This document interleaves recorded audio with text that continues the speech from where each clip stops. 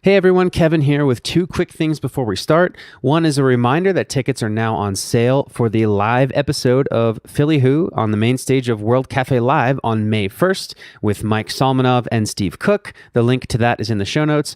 And also to announce the relaunch of the Philly Who newsletter.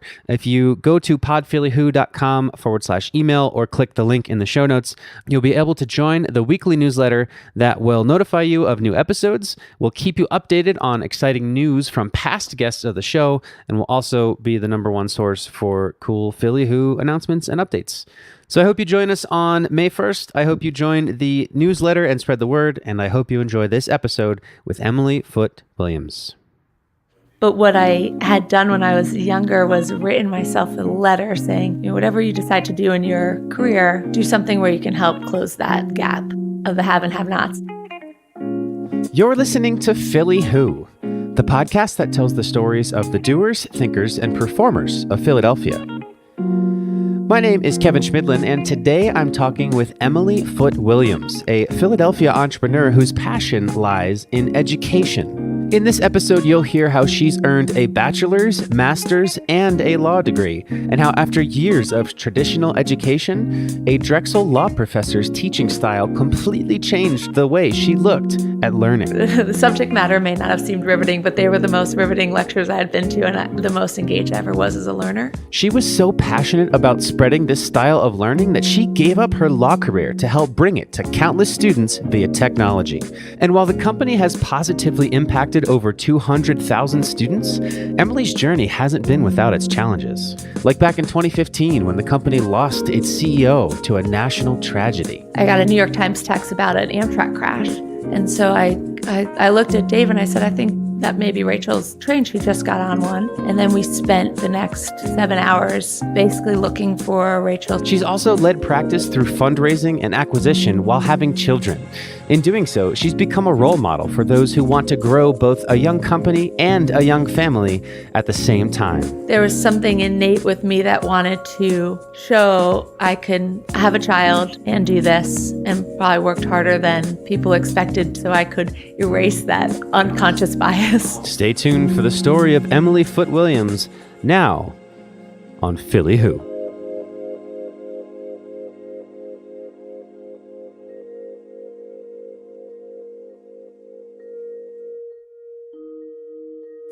Today, Emily Foote Williams is the VP of Talent Engagement and Development at Instructure. Instructure is one of the largest education technology companies in the world and is the group behind Canvas, which is a popular learning management program used by many colleges today. Emily joined Instructure when they acquired her company, Practice, which was originally called ApprenNet. As you'll hear, Practice built its learning experiences around a virtual apprenticeship model, which allows students to actually practice the things they're learning about and to get feedback and expert critique as they progress. And though Emily wouldn't come across this learning style until midway through her third degree, this venture combined two of Emily's longtime passions, one being education and the value of learning, and the other being her mission to share knowledge and opportunity with those less fortunate than herself. And that mission goes as far back as her upbringing in the Philly suburbs. So we grew up in the suburbs, so on one side of City Line. And when you cross City Line, I was always struck as a kid of how different the neighborhoods looked from a socioeconomic perspective. And we often talked about that and often talked about giving back in some sense. But what I had done when I was younger was written myself a letter saying, whatever you decide to do in your career, do something where you can help close that gap of the have and have-nots. And so when I was in school, Teach for America had come to our campus and had explained what their mission was. And basically, it was to help every child have opportunities, regardless of the zip code they were born in. And then the way that they played that out was they would have teachers similar to Peace Corps or have individuals similar to Peace Corps go work in underserved communities for 2 years, with the idea being you don't have to be a teacher for life, but you'll be exposed to the discrepancies, at least in our education system in our country. And then you'll take that experience with you for the rest of your career so that you keep that forefront in terms of the decisions you make to help provide more opportunities for people regardless of where they were born. Right. So you did teach for America. So I did teach for America, and Where were you placed? I was placed in Atlanta.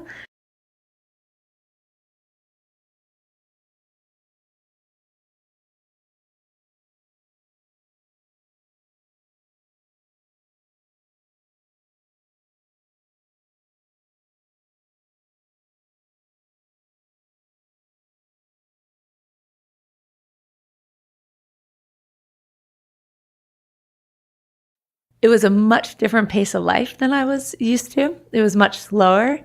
It took me a year to kind of adjust to it, but then I really enjoyed the focus on friends and family and stopping and appreciating that stuff. So I was in Atlanta for 2 years, and then I came back up to Philadelphia. I taught at Northeast High School, and at night did a master's degree at Penn, and then I ended up teaching for 2 years at the charter school KIPP in North Philly, and I went down to Southeast DC the second year. Right. Okay. So as you got your master's and returned to Philadelphia and began teaching, at that point, you didn't think that it would be your whole entire career. Actually, originally, the program I originally was going to do was a PhD, less in the classroom and more for policy. Like administration type thing? Or, Yeah. Okay. Just educational policy. Yeah. And so I thought I could be driven by making an impact, but not necessarily in the classroom. So you eventually would go on to attend law school. Now, I'm starting to see the thread here. So, when you read the LinkedIn, you're like, man, this looks so random. But was that because you were starting to think about getting into educational policy and that sort of thing? So good question. So I started Teach for America thinking it would be like most Teach for America core members, which they do it for 2 years and then they go on to something new. I had taken philosophy of law and other classes at Penn as an undergrad, which I really enjoyed, and thought immediately after Teach for America, I would go to law school and practice law and, have more impact from that angle. To be fully honest, when I went to DC, I was shadowing in the beginning. And then a few teachers left the KIPP charter school I was at DC. And so I had got more responsibilities from a teaching perspective and less shadowing the school opening. Right. And by the end of that year, I had completely burned out. Wow. And what is it that burnt you out? Because a couple of teachers had left, I had gotten more classes on my plate. And the way that the KIPP schools work is their thesis is if you have more time with the students, they started as middle schools. Okay. And the students that come to them are usually about 2 or 3 grade levels behind. So if you have more time to them, you can catch them up in time for high school. And so school starts at 7 and ends at 5. It was every other Saturday. I taught Saturday school. And then you got 3 weeks in the summer. So the pure time commitment was one of the biggest reasons of burning out, in that I didn't have many breaks in the day. And you're there, you get there at 6:30, leave at 5:30. And then, as all teachers know, you have to bring work home. You have to go home and work, yeah. Mm-hmm. It's not the work that mattered. It was just more also feeling, hard work isn't something that stopped me. It was just feeling like I was in this rat race, but not making the type of impact Right. I wanted. More of a hamster wheel type thing, just kind of going and going and not really moving. So you decided to go to law school. So into law school. Was that a hard decision to make, to leave teaching and go to law school? No, it was You were just so burnt out. I was so burnt out. I loved these classes in undergrad law, and I just wanted a break and kind of a reset. The other reason why it wasn't a difficult decision was I decided to go to Drexel. Drexel had given me a great scholarship, so I knew that I would graduate without loans. Yeah. If I were to take a different, or have gone to a different school and knew I'd be saddled with big loans, I don't know if I would have made the decision. Right. Because I didn't exactly know what I wanted to do at the end of the 3-year law school journey. And so I knew if I didn't have loans, I wouldn't be saddled with that, and therefore I'd have more choices. Right. See, that's what I'm thinking when I'm asking, what was your plan here? Because by the time you end the law degree, you have 3 degrees, right? So you have bachelor's of arts, master's of, was it science for education? Master of science. And then a law degree. And so I'm like, how do you, spend all that time and presumably money to get very specific pieces of education without kind of knowing where you're going with it? We were raised to very much appreciate education. So anytime the opportunity came that I could further develop myself, I would take it if I knew it wasn't a huge risk in terms of the financial burden. Right. So that makes a lot of sense, because for me, it's more so the time than the finances. The fact that, it was driven into you to value education so much? Like, it doesn't even matter if you don't know what you're going to do with this. This education is going to do good things for you, right? I think that's the lesson. That's how I was raised. I do strongly believe that education can be developed not necessarily through the typical education route. Lifelong learning can be found in different ways. And if I did it over, maybe I would do it differently. But I was raised so strongly to believe in the traditional education routes that when I was trying to figure out what do I do next, that was the first thing you thought about because that's how I was raised. I think now, maybe more retrospectively, I would recognize that it doesn't have to be through the traditional routes to have gotten some of that. But with that said, I wouldn't change anything I did. I met incredible people, had exceptional experiences. Drexel in particular is an incredible place to learn because, and what I was attracted to with them was they very much believe in learning by doing. So their engineering school, I think everybody knows, is, co-op based in other schools. And they had structured the law school that way, which is only one of two in the country that does it, where you actually go and learn by working in the field. Yeah. Which is something that appeals to me greatly. So give me an example of something that you learned by working in the field. Like, were there any times where you gained something from doing it? You don't think that you may have gotten that from just, looking at lecture slides or something like that? The best educational experience I ever had was at Drexel with a law professor of mine. His name is Carl Okamoto, who I ultimately ended up starting a company with, which I can talk about later. The way Carl taught was something I had never seen before from a formal education. So the way I did well in school, because I'm a very good mimic. So I had this one, in the one-to-many model of school where you have a lecture and somebody just dumping knowledge at you, I can spit it back and do well and get A's. Was I really absorbing it or learning it? Most of the time, no. And I oftentimes felt like an imposter in terms of why am I doing so well? Because I actually don't feel confident or competent in what I was just taught. Carl taught in a manner that was completely flipped of typical education. So he would structure all of his classes in 4 stages. So stage 1, he would present us with a problem and not give us any background. So for example, you own a hotel chain, Kevin, I'm buying it. We had a draft acquisition agreement, and then the next week come in and negotiate that. In front of people? In front of people. So week 1 was learn by doing. Wow. Week 1. Week 2 was learn from your peers. So all your peers were doing the same case study. And then you and I would get up in front of the class. We would negotiate the agreement we drafted. So it's 2 skills, the negotiating and the drafting. Yeah. And our classmates would score us. And by scoring you, you would see what you were supposed to look for and what skills you were supposed to incorporate or demonstrate. And so the next group would do better. Yeah. And so you always wanted to go last. Yeah. But I learned a tremendous amount. And because of that pressure of having to perform the next week, you put a ton of effort in week 1. And then in week 3, we would go to a law firm. And you and I would have honed our skills based on the feedback we got from our peers. And we would present to lawyers. And they would judge us on the same scoring assessment sheet. And then we would watch 2 partners demonstrate that negotiation of the hotel acquisition. So we would learn from experts that week. And then the 4th week, we had typical lecture on acquisitions.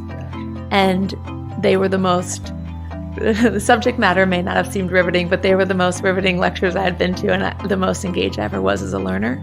And so that structure of learn by doing, learn from peers, learn from experts was the only time my education career, even though education was beat into me, that you should do this, and therefore I did all this formal education up until that point because I thought that was the way to go. And yes, it did open opportunities and gave me great people to learn from, but from a perspective of was it effective? Not as much as this experience I had in law school. So did you recognize this as you were going through the experience? Like, were you feeling, oh my goodness, I feel like I finally am actually learning these things. Like, is that what you were thinking? I recognized he was an exceptional teacher. He then, when I was a 3rd year, created a competition to teach transactional lawyering skills to other students outside. So how could he scale that model? Because that model is very difficult to scale. You couldn't have more than 10 or 12 students.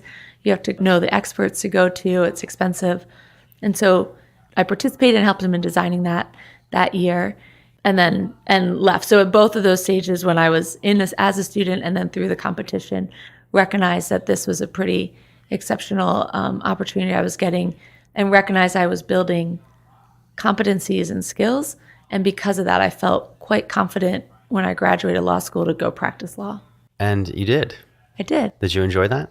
I did, actually. I enjoyed it a lot. I was supposed to clerk right after school with the federal judge in the city. We ended up deferring it a year because there was another clerk that had to come in. So I practiced special education law for a year at McAndrews Law Offices, which I very much enjoyed. So it was working with students who had special needs and helping advocating for them to get the right accommodations that they needed in their schools. I very much enjoyed it. But then a year and a half into it, I didn't practice that long.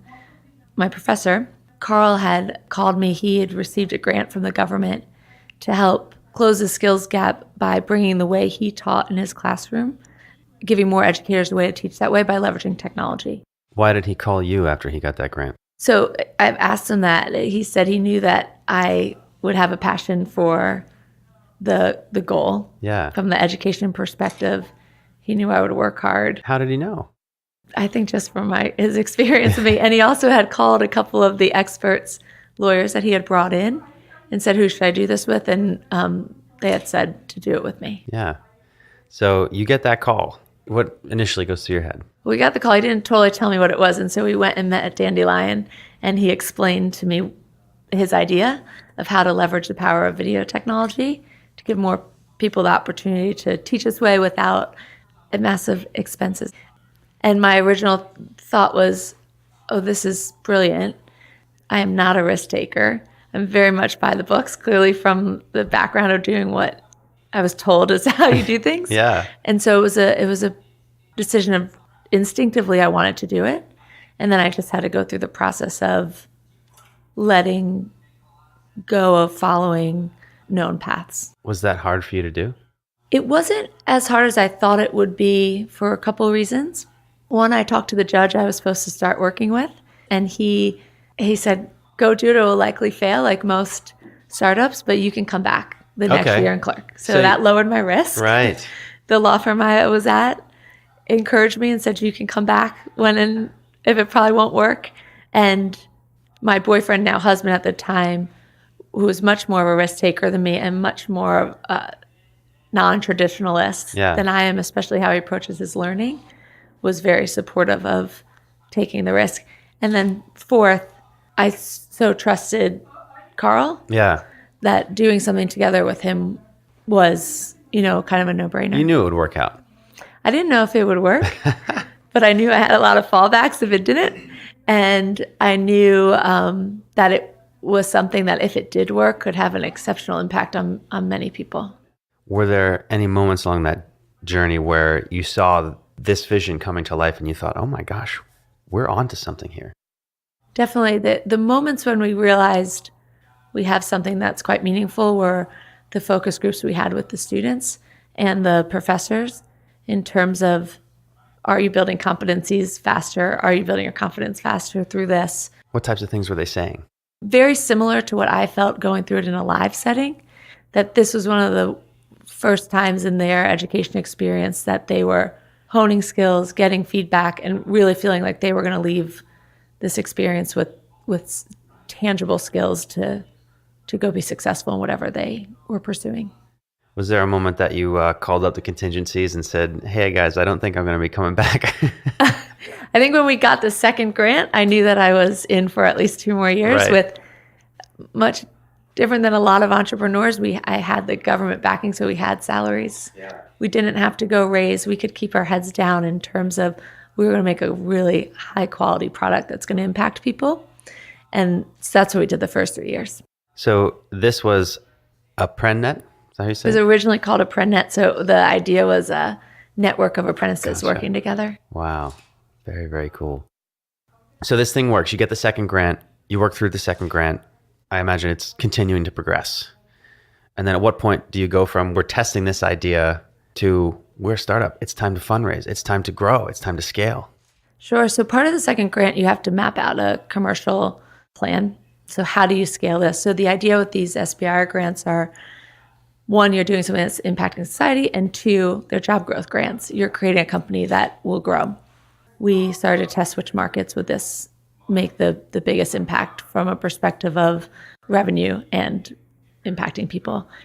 We did direct sale route, and then we also did channel partner route when I recognized that I did not want to be selling individual schools and or companies by myself. Right. And so we thought, how can we scale the sales? Healthcare was where it really took off from a perspective of the direct sales.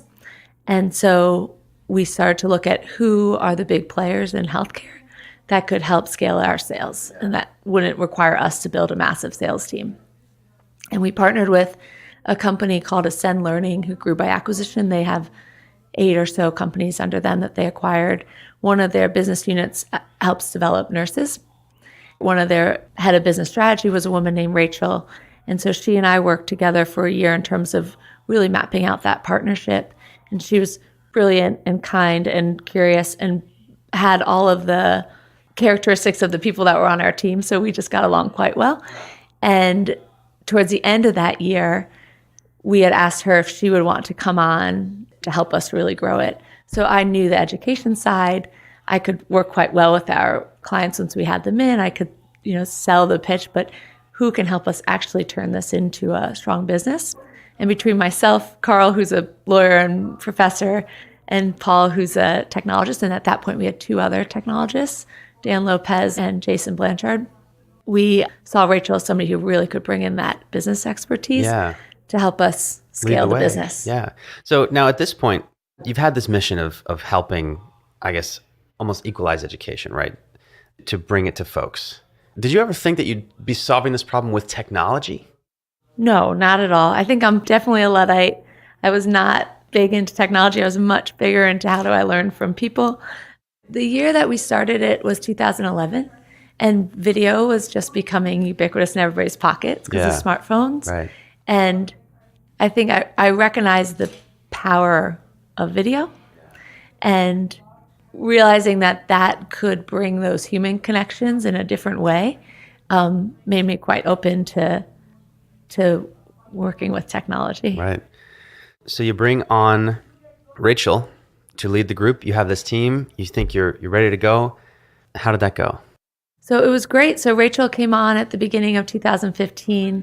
She went to a conference. It was the first conference she went to on her own to pitch, at the time, ApprenNet, what later became called Practice. It was called GSB Conference, which brings together education startups and venture capitalists. And while she was out there, she met a team led by Paul Friedman, a team that was doing something similar but mobile. We had a web-based team out here. And so she came back and said, I met this team in San Francisco. It's like a company. It's a company. Yeah. It was called Hands-Free Learning. They're either going to be competitors or we could work together with them. So they came out to Philly and we decided we'd actually be quite better together. And we started talking about what a potential merger of our 2 companies would look like, with Rachel leading from the business perspective. And then 2 weeks later, so we were quite excited about it, mapping it all out.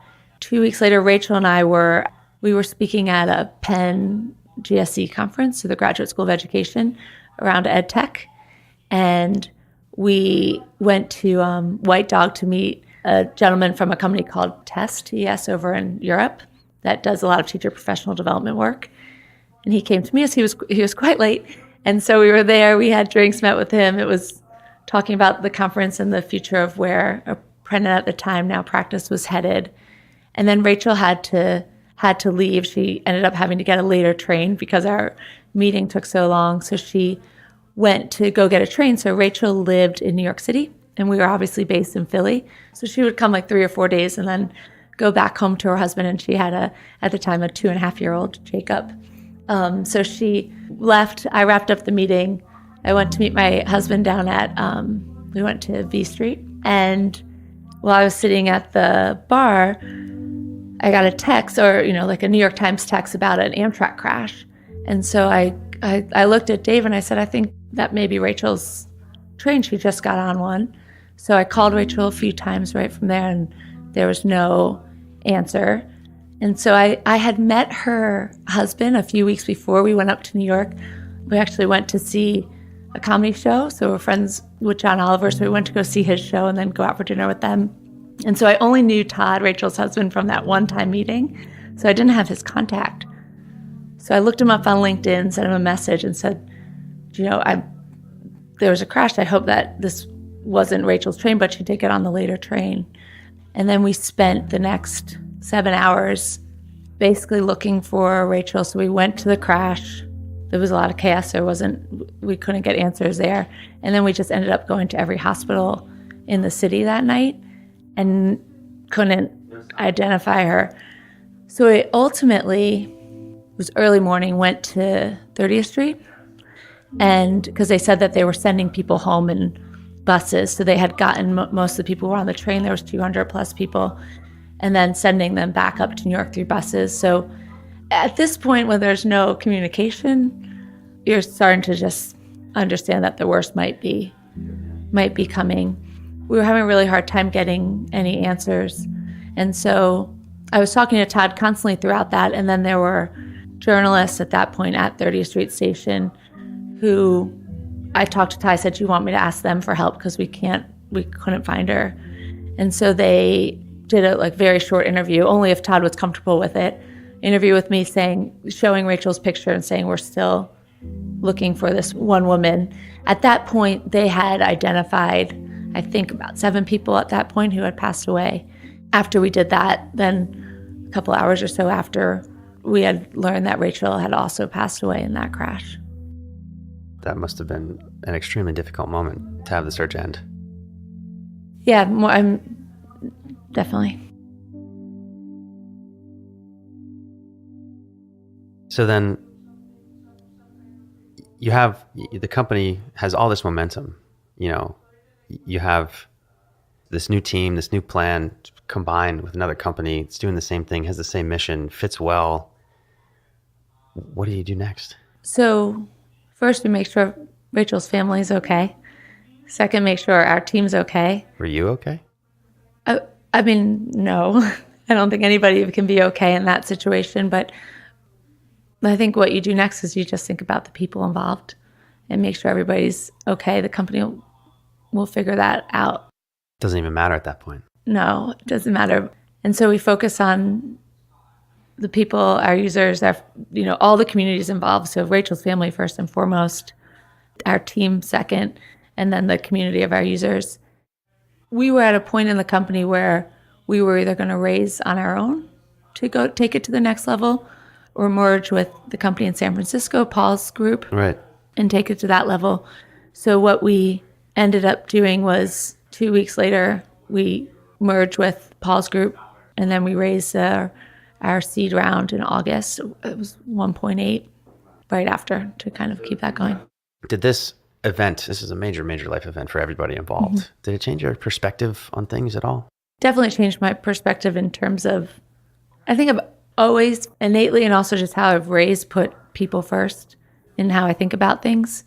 And the company, yes, it's a tech company, but at the core, it's about providing opportunities for people. And so it just reinforced that even more. And Rachel was very much motivated by making an impact in people's lives, specifically in her community of Detroit, of how can expats like her that are in New York City continue to help Detroit. Yeah. She was very much drawn to that mission at practice about how do we impact people's lives by basically giving them the opportunity to develop skills so they can improve not only their lives, but the people around them. And so knowing how driven Rachel was by that mission was incredibly motivating, or it helped me continue to keep that at the forefront of what we were doing as a company. So when you fundraised, you guys combined and then fundraised. That's what you said, correct? Exactly. Okay. And now this is around 2015. This is when you became pregnant with your first child. Is that right? So I miscarried that year, and then that was right after the crash. So that was like a week or two after. A week? And then I got pregnant the next year when we were raising our Series A. Okay. Oh my goodness. That's crazy. What a year. Now, I've read that you were told not to get pregnant if you're raising around that and that it'll hurt your chances. Is that right? I was told that actually by a female investor. My goodness. She knew that we were wanting to raise a family, start a family. And she said, I wouldn't recommend this year focusing on that. There are unconscious biases that do exist. Absolutely. So I wouldn't do it now. I didn't take her advice. Yeah. I'm not the youngest person to have wanted to start a family. At the time, I was probably 36 or so. And so I didn't take the advice, obviously, but that was in the back of my mind at all times. And so I did not tell anybody I was pregnant for the first 5 months. Wow. When it's your first baby, don't show as quickly, which was a very hard thing for me to do because I'm extremely transparent. It's very much part of our company culture, but I didn't want to jeopardize the company getting a Series A if these unconscious biases did impede people making that decision. So then what was it like then when you did share the news? For the most part, it was fine. Everybody reacted like you would expect a reaction, like, oh, congratulations.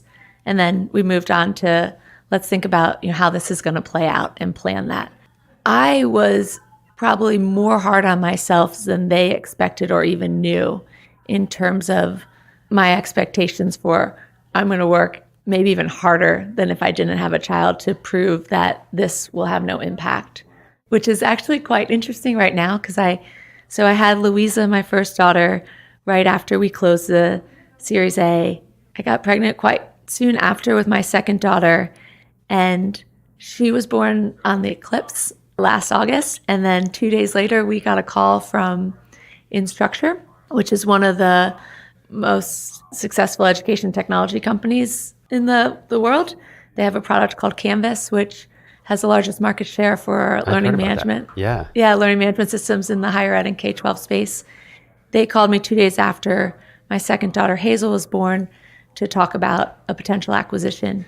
2 days. 2 days. So Paul and they were like, can you come out to Utah? So I called my doctor's office and said, like, oh, can I go to Utah next week? And they were like, you just had a child. No, you can't go to Utah.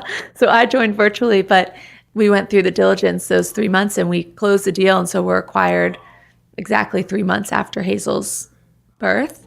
And during that period, just similar to when I had my first daughter during the raise, there was something innate with me that wanted to show I can have a child and do this, and probably worked harder than people expected so I could erase that unconscious bias. Almost overcompensated. Yeah, I think so. And so now I'm pregnant again, and it's fascinating just the difference, but still my own struggle with it. We have a new CEO at Instructure. His name's Dan Goldsmith. He's fantastic. And when I told him I was pregnant with the third, I was so nervous. And his reaction, I was so uncomfortable with. It was such a congratulatory, happy reaction. Never once said a thing about how this was going to impact work, just how happy he was for me and my family. And now I'm struggling with, oh, I can take a leave, which I very much believe all women should, and our country should get better at a whole in terms of giving that time for both mothers and fathers. Right. But I myself have never taken it or let myself. Wow. And so now I'm struggling, like, it's okay, Emily, you can. Do you plan on taking the leave? I do, but they have an internal bet of when I will actually break it. But I really do want to do it because I strongly believe we have to improve as a country. So I should be a good example for the parents in our company. Those couple of days in the hospitals don't count. You actually have to stay home. Yeah. And that's great. So if you could send a message to yourself at any point in time, butterfly effect aside, would you? And if so, at what point would you send it? And what would you say? I would tell myself to trust in myself sooner and portray that sooner than feeling that I had to take all the steps necessary to prove that I was ready to do something. So I think unlike other entrepreneurs I've seen, there's a level of self-assuredness and confidence that I've seen them show super early, where I have took a very long time to make sure everything was right and having the impact, et cetera, and doubting myself along the way until I had all of that evidence. And so I think I would tell myself, trust yourself and portray that to others in a way that still has a degree of humility, but can maybe help you move things faster without being negatively overly confident. Yeah. So then would you have any advice for women now who are considering motherhood, but are, worried about balancing that with professional or personal, career or goals or whatever? So it's really hard for me to give the advice because I think I've been incredibly lucky that I've been able to have a very fulfilling professional life and a very fulfilling personal life. I am extremely lucky that financially I can afford a nanny. I'm extremely lucky that I'm in a workplace that I was helping to run. I brought my infants in at all the time so I could bring them into my work environment that I know others don't have. And now in Structure, a company that's very conducive to families and supporting women who have children and wanting to balance the work. And I'm very hesitant to give advice because I know everybody else doesn't have that environment that I had and that the fortune that I had to be able to do that. I mean, I'd love to say you can do it all, but I actually don't think that's true for most people. And it's probably quite insulting to hear for most people. I was able to do both things because financially, because of the types of companies I work at and the people that support that, because I have an incredible partner that shares equally in parenthood. So I think we actually need to make changes from a societal level, from a government level of how we help more people be able to do both if they so choose.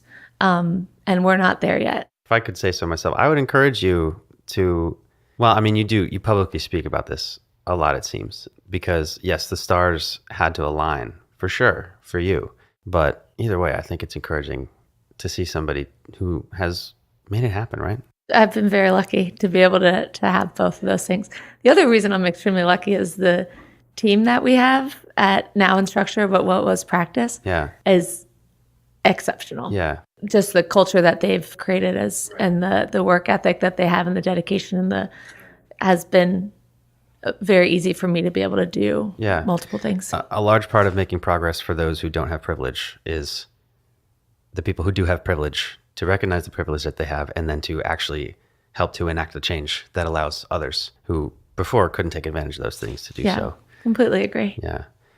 So along this journey, your company hired a CEO from New York, combined with a company in San Francisco, was acquired by a company in Utah. But this whole time you've been in Philly and you're still in Philly. How intentional is that? It's incredibly intentional. Why? We love Philly, our team. So we brought Rachel from New York because I also don't believe that all the talent is in Philly. So if I find talent elsewhere, we will get them. We look at the people first. But I also was chipping away at trying to get her to move down. And Philly is actually a pretty easy sell because there's so many amazing things here. So that was the first. The second was merging with San Francisco. It was great to have a West Coast team, but we made it very clear in the beginning that we were not going to move the team out to San Francisco, but rather have a hub and a headquarter here in Philadelphia, namely because we have incredible talent here. There's a great quality of life here, and we were continuing to show that and build that out, especially from an engineering perspective.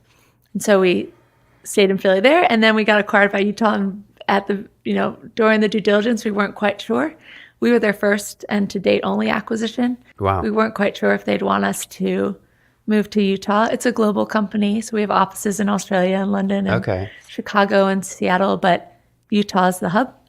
It was a little bit unknown of if they wanted us to move out there, but once Instructure has seen what a incredible team we have here in Philly, about 25 people, and the talent that you can attract in Philly and the quality of life people can have here, we are now building a East Coast permanent office that we will grow beyond just the practice team in Philadelphia. Wow.